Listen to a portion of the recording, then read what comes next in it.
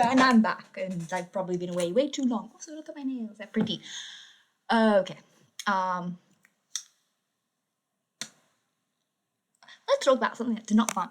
And the reason I've been waiting so long, I will talk about the sermon, maybe later, because it was a good sermon. And a lot to unpack, but transgender women in sports. That's a fun topic. No, it's not. It's really not. I don't support it. I don't support transgender women in women's sports. And some people out there will attack me, but I hope those people are straw men put up by the Conservative Party to invalidate us, because it better be. Otherwise, I am asking anyone who disagrees with your opinion, why do you disagree other than you want to support the LGBTQ plus community? Like, give me a reason that isn't that. Because if you can't give me a reason that isn't that, oh, you want to support someone because of this, then you're an idiot. Because guess what? I'm going to lay out why I don't want transgender women in women's sports. Because the main reason being sex. You see, the reason there is a divide between men and women's sports isn't based on gender. Because if it was based on gender, women's rights movement would have gotten rid of the differentiated a while ago. But instead, no, it's not about that. Instead, what it's about is the fact that there are biological differences between men and women, as in your sex and your biology, that you're born with both. And yes, I know intersex people are a thing, and maybe there should be more done in inclusivity and things like that, and it's something that needs to be worked out. But that's not what we're talking about right now. We're talking about transgender women's sports. And scientists have proven that if you have gone through male puberty, you will be stronger than someone who hasn't. Meaning you have an unfair advantage if you went to those sports. It doesn't matter that you're back on those hormones. It doesn't matter if you're doing all that. You still have the biological. Even if you get the surgery, you still have the biological advantages of being born a man. I'm not arguing with your gender. Your gender's fine. Gender's not what I'm talking about here. We're talking about your sex. Something that you can't actually change. It's in your fucking biology unless you got the procedure done before you're a child. And we all know you shouldn't be doing that because of other things. Because you're a child and you don't actually... And gender is a social contract, you kind of have to fully understand the social contract to understand construct, to actually understand that maybe you want to change your gender, if that makes sense. To deconstruct it, if that makes sense. Gender is a social construct. You have to actually understand the social contract to decide what your gender is going to be. And no one at 12-year-old is doing that. Maybe you can decision and start manipulating, but let's not be doing any gender affirming surgery until your brain's developed a little bit more, so you can actually understand what you're talking about, if that makes sense. That's why I'm also uncomfortable with 4-year-olds. It's honey, you don't understand what gender is. Currently, the focus of gender is, I want to wear dresses. That's not how it works, honey. Because if that's how it works, I wouldn't be gender non-binary. I would be female. I would be using she, her pronouns, because I love dresses. And it took me a while to realize, I was all fine for anyone else wearing dresses and being yeah, you don't have to be. But it was finally internalizing it for myself, and it's that doesn't make me female. Maybe my gender is something else. If that's my only excuse for being this, maybe I should start for options. And then I was this feels so much better and more comfortable. And it's yes, I am they, them. Yes, I am gender. It actually feels really good to say.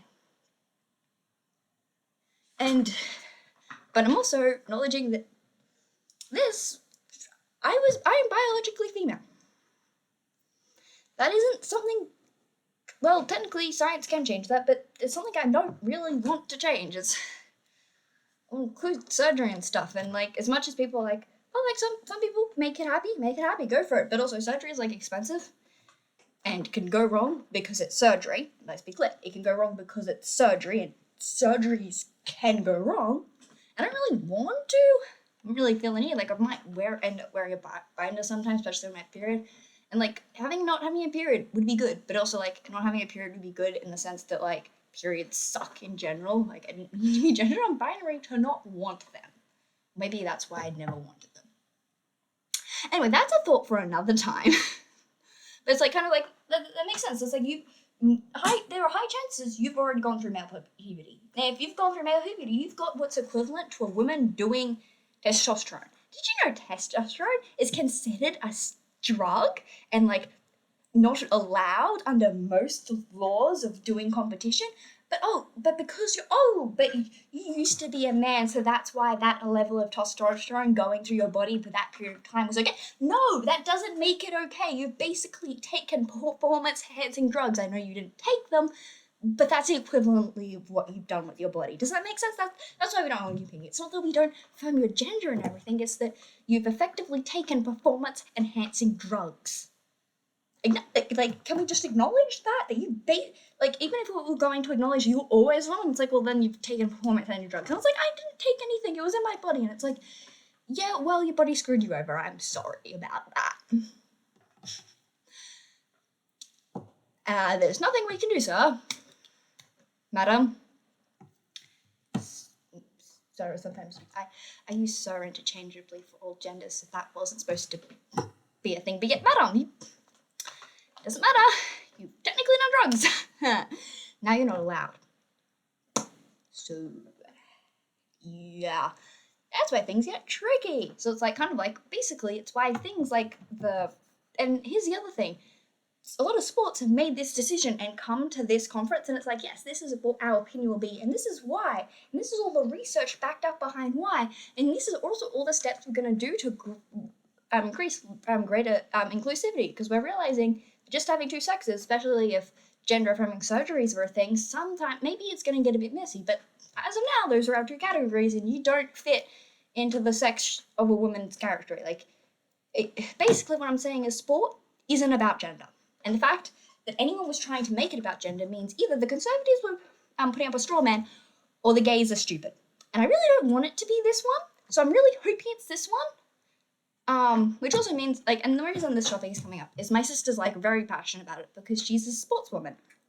She's in sports and she's doing them, and most of my family's really concerned that this might actually be a thing and might be a problem that she'll have to face and competitors will have to face in the future, where it's like, oh, I'm at a disadvantage. I will no longer be able to be seen as a good sportswoman because the sport will be overprotected. We will no longer be protecting women's sports.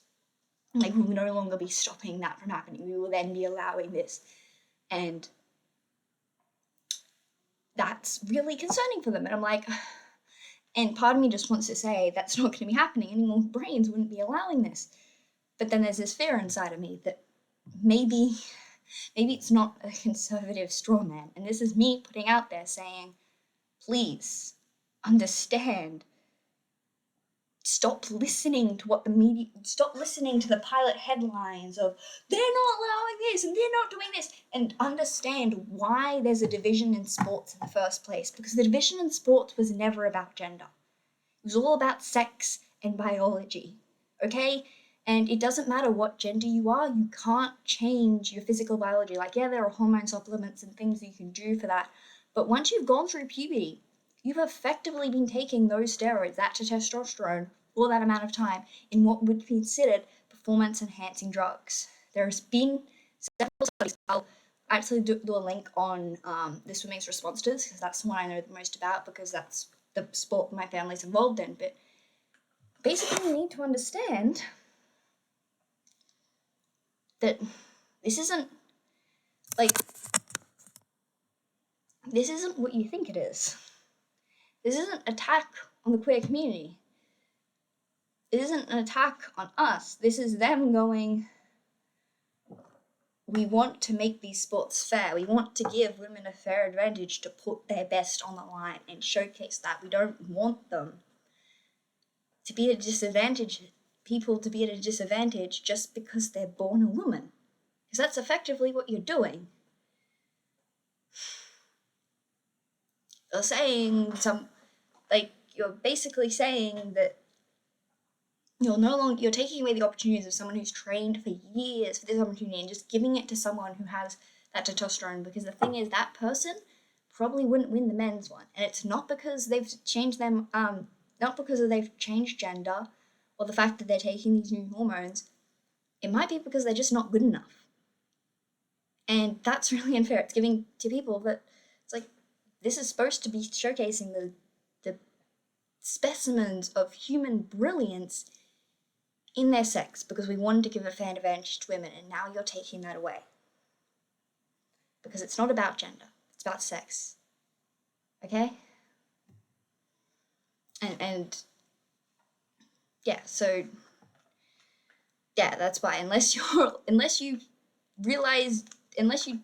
do the thing before, unless you're doing the thing before you go through actual puberty, yeah, and that's also the other thing. If you decide and make those changes and stop that from all happening before you go through puberty, yeah, they will fully allow you in.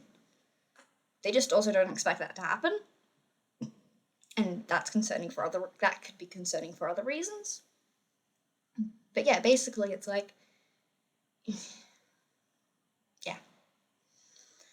But I just thought I needed to get that out there, that you need to understand that not everything's an attack. Sometimes things have logic and understanding, and we need to actually be reasonable about things. And I suppose, in a way, today's sermon was what gave me the confidence to talk about this, because today's sermon was about love. And how if we had just loved everyone and didn't see people as our enemies, that maybe we could turn the world into a better place.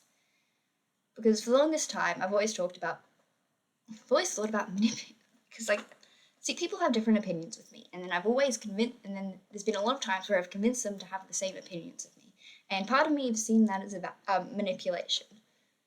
The manipulation technique I was using was love, and I think, according to God, that doesn't count. Loving someone doesn't count as manipulation, because I'm genuinely loving them and caring about them. I'm just also going, hey, maybe think about this logically, because I'm not even like, and I suppose the best thing is that my end goal isn't to change their mind. I just will end up changing their mind. Because honestly, if they had enough convincing points, I'd probably change my mind right back. It's just so happens that often I'm in the right. Or either that, or I don't even notice when I do change my mind. So yeah. Bye!